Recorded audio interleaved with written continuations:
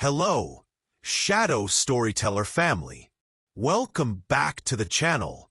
If you're new here, don't forget to hit that subscribe button. Give this video a thumbs up and leave a comment below about your thoughts on tonight's story.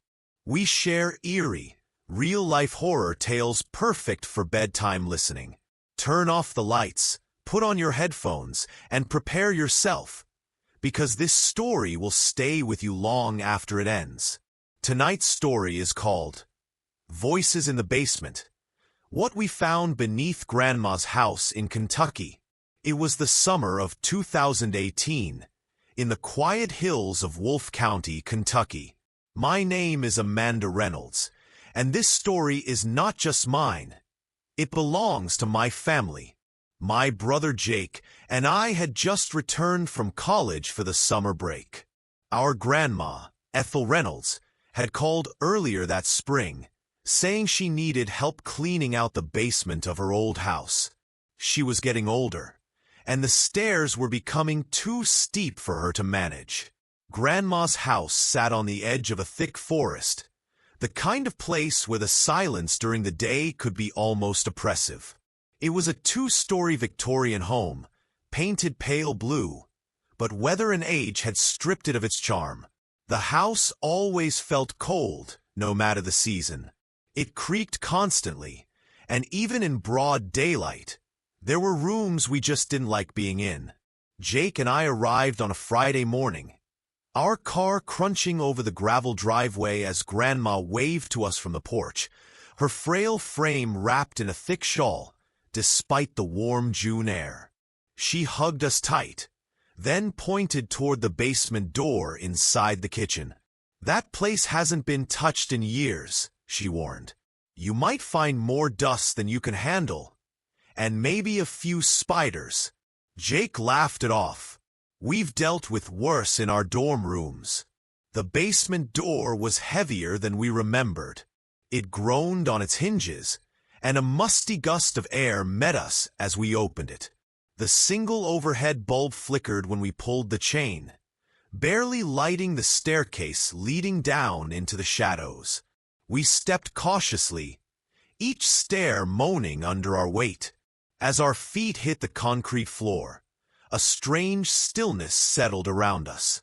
Dust hung in the air like fog, and the smell, mildew, rust, something else we couldn't place, clung to our nostrils. Shelves lined the walls, cluttered with old mason jars, broken appliances, stacks of newspapers dating back to the 1950s. A thick trunk sat in the far corner, beneath a window so caked with grime it barely let in light. Jake headed toward the shelves while I approached the trunk. As I brushed away the dust, I heard it.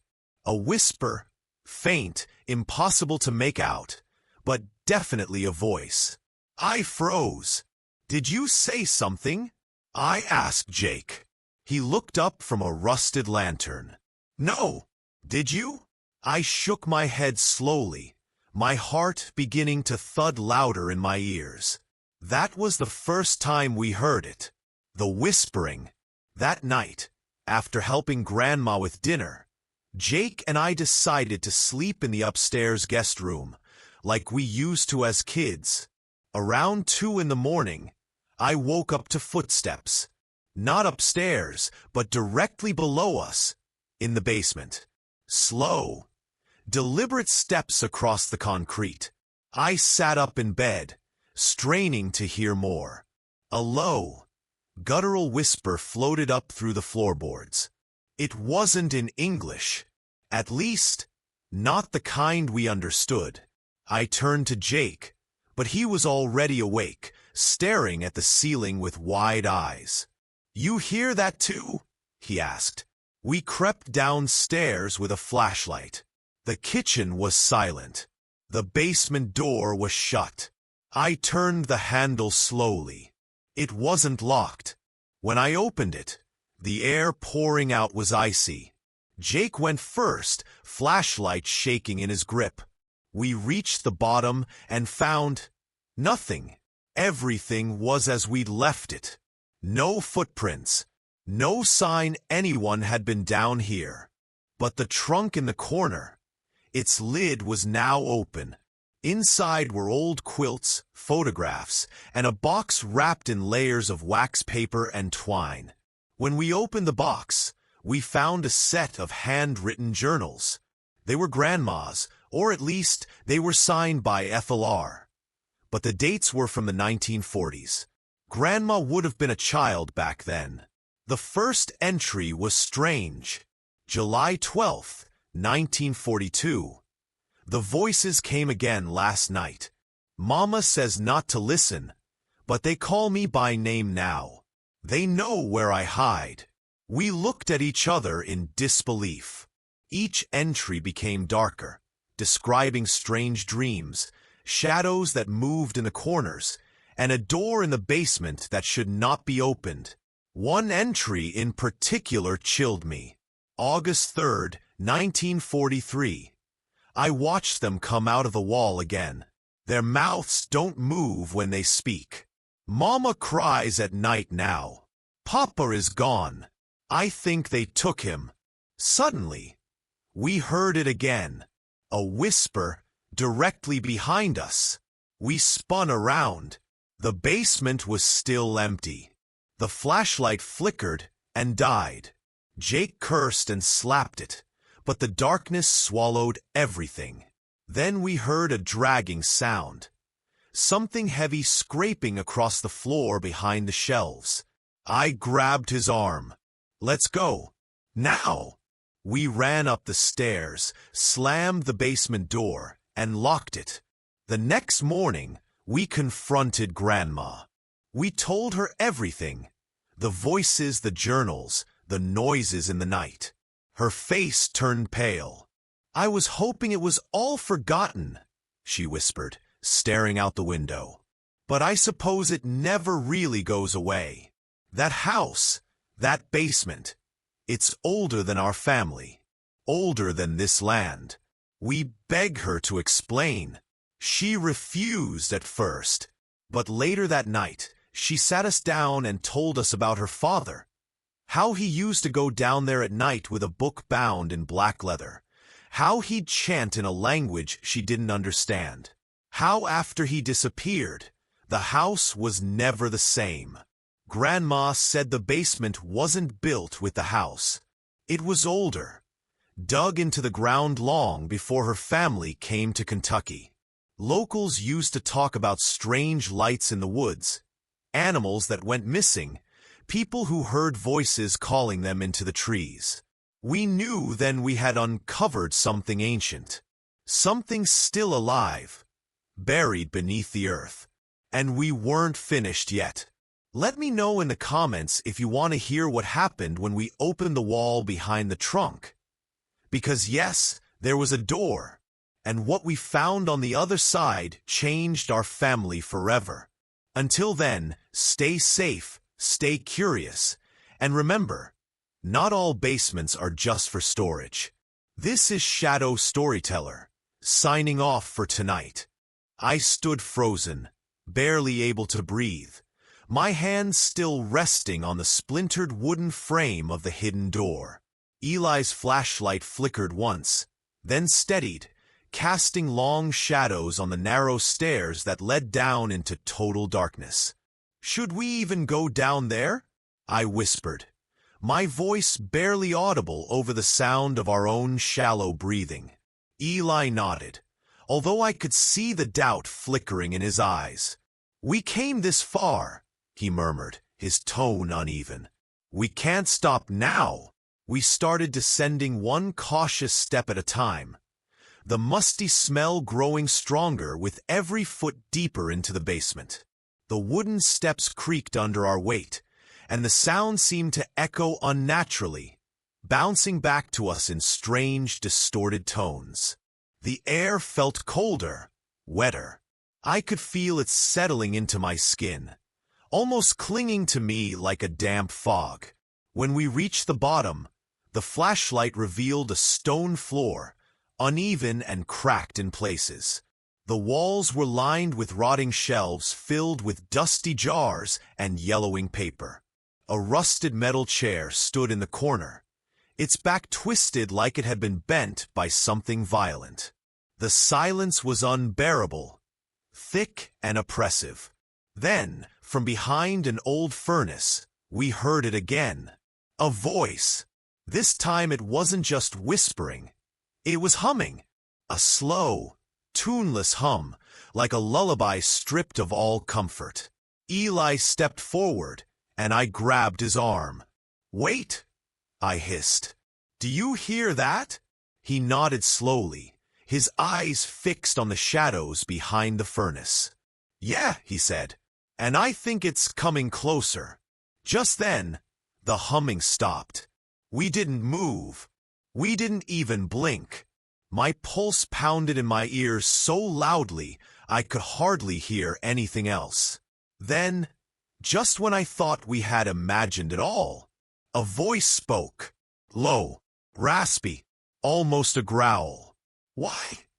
Are you here?" I didn't scream, though every muscle in my body wanted to. Eli turned his flashlight toward the voice, and what we saw sent a jolt of ice straight through my spine. It wasn't a ghost. At least, not the kind we imagined. It was a man. Old, emaciated.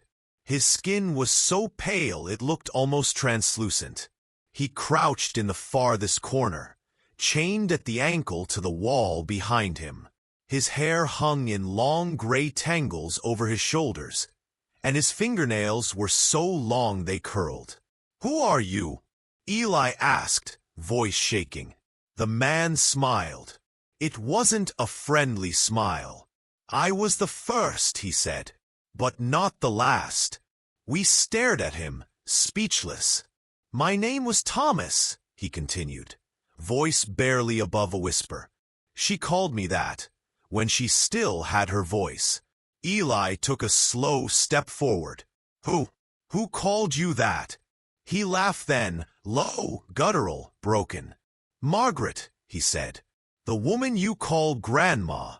We both stared at him in horror. I shook my head slowly. "That's impossible. Our grandma never. She would never." "Would she not?" he interrupted, eyes locking with mine. "Then why do you think she built a house over me? Why did she never let you near this place?" I couldn't speak. I didn't know what to believe.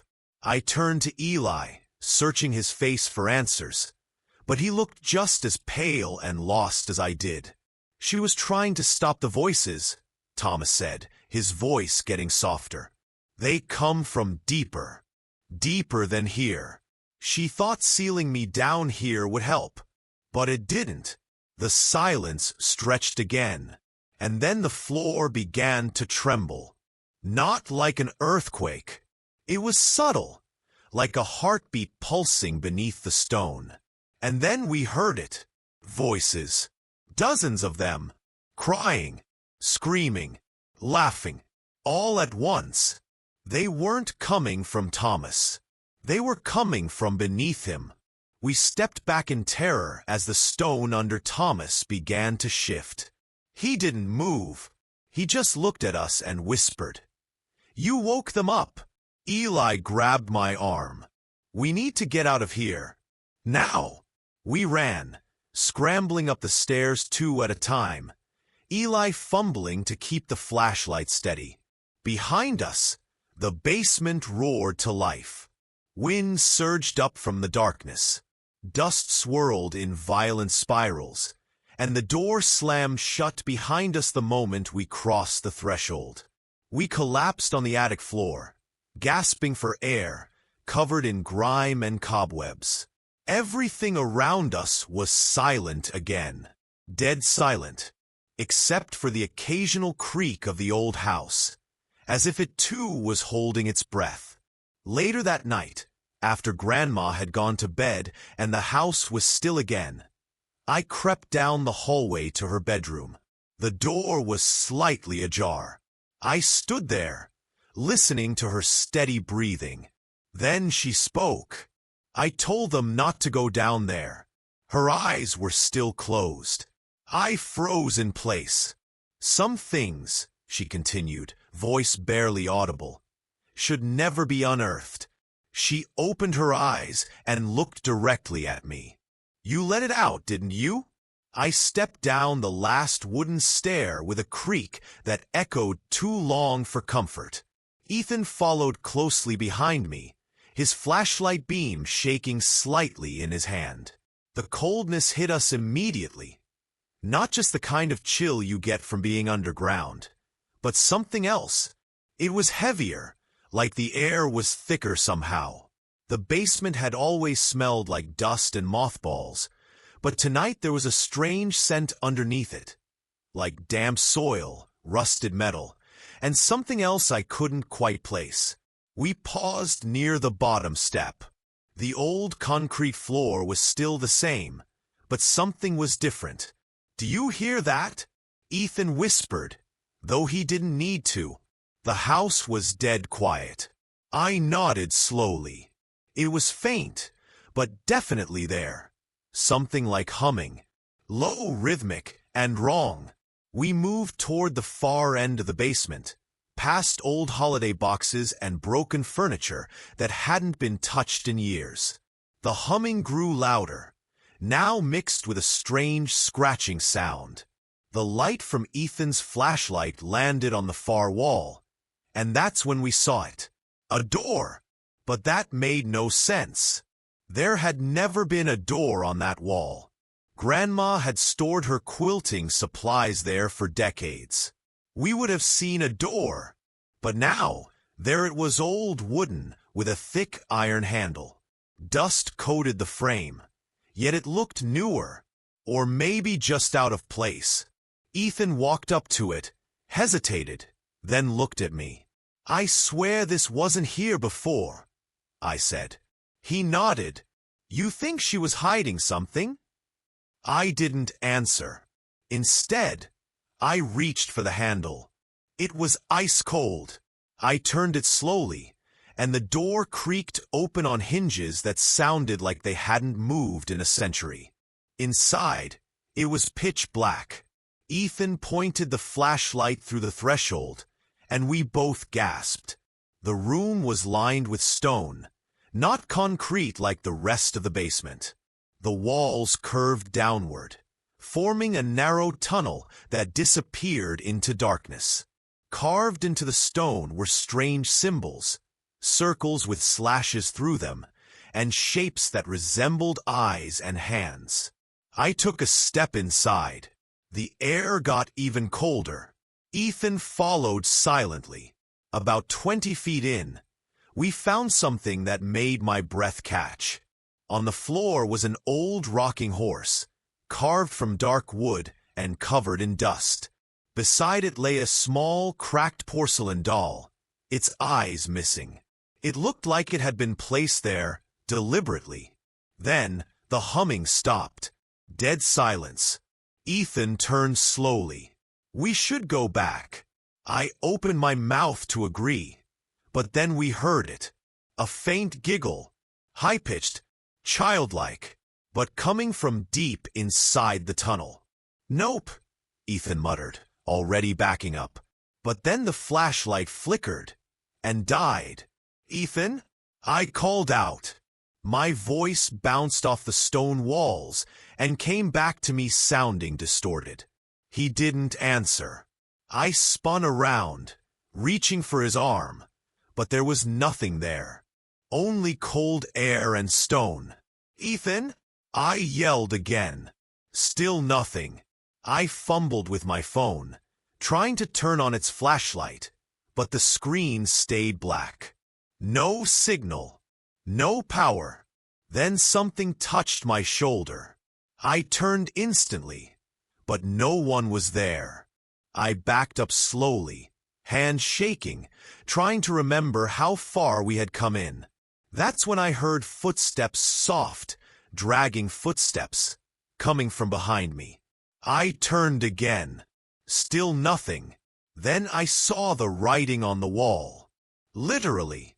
In red. Maybe paint, maybe not. Letters had appeared across the stone. Leave now. or stay forever. I didn't wait. I turned and ran, the sound of footsteps behind me growing louder. I ran through the tunnel, slammed into the wooden door, and burst back into the basement. The air felt warm again, though I was drenched in sweat. I slammed the hidden door shut and turned to find Ethan already at the stairs, pale and shaking. "I lost you," he said. "I thought you disappeared," I replied, breathless. We stood there in silence for a long moment. The door didn't move. No sounds. Nothing. Then we heard Grandma's voice upstairs. But it wasn't the gentle voice we remembered. It was chanting, slow, rhythmic, almost like the humming earlier. Ethan and I looked at each other. "We need to get out of here," he said. We ran up the stairs, but when we reached the door to the kitchen, it was shut tight, locked from the other side. "Grandma?" I called. The chanting stopped. Then silence. Then her voice, but not quite her voice, called back. "You shouldn't have gone down there." Ethan started banging on the door. "Let us out." There was a pause. Then came the sound of her footsteps, slowly approaching. "Some doors," she said, "should never be opened." The lock clicked. We waited, but the door didn't move. I reached out and slowly pushed it open. Grandma stood in the hallway, holding her old knitting needles in both hands. Her eyes looked different, glassy, distant. And behind her, down the hall, I could see the other bedroom doors slowly creaking open on their own. Something was awake, and it wasn't just in the basement. And so, the voices faded, first as whispers, then into silence, as if the basement had finally released something it had held for far too long. The old house on the outskirts of Louisville stood quiet once more, just as it had before we ever stepped foot into its hidden depths. But the silence didn't bring comfort. Instead, it left behind a haunting stillness, like the house was watching, waiting. Since that night, none of us have dared to return. Grandma moved in with Aunt Marie in Lexington, leaving the property locked and untouched. Local kids still talk about the screams that echo late at night, though no one lives there anymore. The place has become one of those whispered legends, the kind people dare each other to visit, but few actually do. As for me, every so often, I dream about the staircase that shouldn't exist. I dream of voices in the dark calling my name, and of cold hands reaching from beneath the earth. Was it real? Was it just imagination fueled by an old house and family folklore? I'm not sure anymore. All I know is this: some basements were never meant to be opened, and if you ever find yourself standing above one, hearing something call from below, don't answer. Turn around. Walk away.